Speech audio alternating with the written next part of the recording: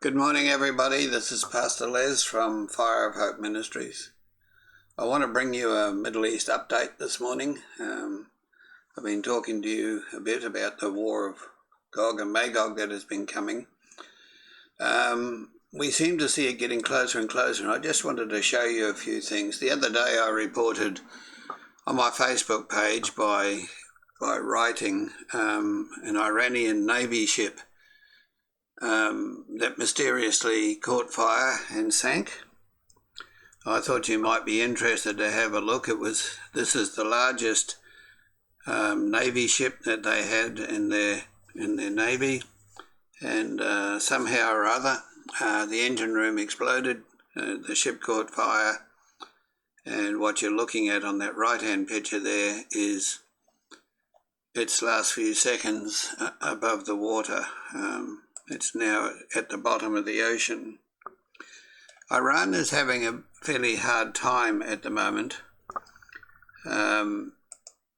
Their equipment is old. They put out this public image that they're really progressive in the way of missiles and drones, as we've seen. They are, but their actual military is extremely out of date. This is an old F-5 fighter. It's an American-made fighter, and for whatever reason, it finished up in the desert. So that's a ship they've lost, and a fighter they've lost in 2 days. The other thing that's happening, I don't know if you've heard because the news won't be telling you, but they've had 2 refinery fires in 2 days. Now, these are 2 major oil refineries in 2 separate places that have caught fire in 2 days. Now, it seems to me that everything Iran owns seems to catch fire these days. They either have no control over what they're doing, or because of the demonic military mindset that is in that country, they're just not able to think clearly. Now, in the context of my last few messages on the war of Gog and Magog, we see that the war is led by Russia. Some people think it's led by Iran, but as we can see, Iran is not in a position to operate a war like this. They need somebody like Russia to come. Now, Russia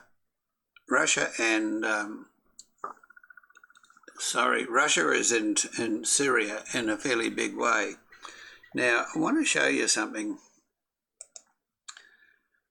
What I have here is a picture. Now, I can't remember the name of this airbase, but it's in Syria, just across the border from Israel.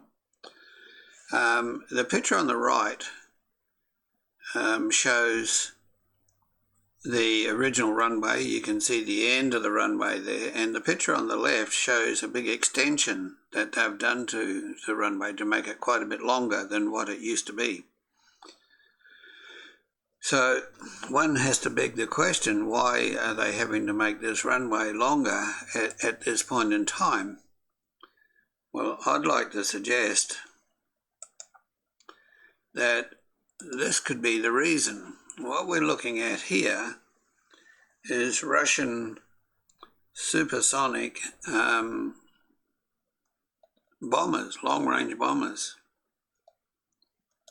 They're the Tupolev 122, I think. I didn't write it down before I started the broadcast, sorry, but they're a Tupolev long-distance supersonic bomber.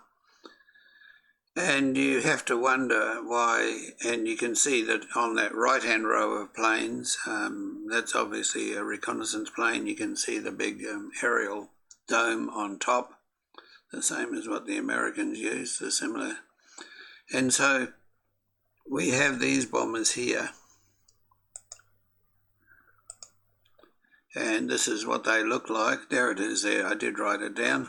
Tu-22M, Tupolev Tu-22M, supersonic, long-range strategic and maritime strike bombers.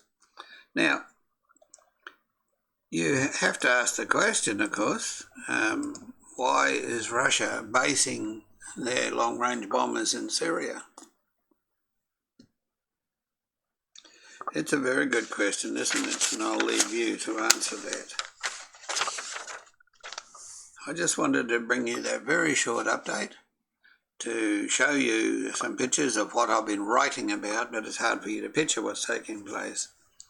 So we can assume that Iran is very weak in its equipment. It's got old equipment, everything they're doing, their ships are sinking, their refineries are catching fire, their munitions bases are blowing up. Kind of everything is going wrong for them, and we can only wonder and smile at the cause of all of these disasters. And it seems to me that it wouldn't be possible unless they were getting, unless the Israelis were getting inside information. And it turns out that there is a high-level defector in Iran, and he is not expected to live through the next few days or couple of weeks. Once they work out who he is, that is allowing information out into Israel. Of course, we can only assume, because Israel won't admit it, we can only assume that Israel is behind all of these things that are happening to it, because they have determined that Iran will never be in a position to annihilate Israel. I mentioned in a written post yesterday that Iran has sent another ship, or some time back I wrote about this, with high-speed missile attack boats on top, headed for Venezuela. I was quite surprised, of course, when I looked up the atlas and saw that Venezuela is at the top of South America. It's only a stone's throw across to the United States southern coast, the coast of Florida and Texas. And so it would be easy missile strike range for Iran from Venezuela. And so I say to the Americans, you better get yourself a president that will close the southern borders and start protecting the country instead of laying it wide open for these enemies to come, because Iran has sworn to destroy America and Israel. But they can't do it on their own, so we see Russia gearing up, because on the three messages I gave you on the war of Gog and Magog, Russia is the leader. Does it look like it's starting to take shape? I think so. God bless you, my friends, and turn your heart towards Jesus. He is the one that we have to keep our eyes on.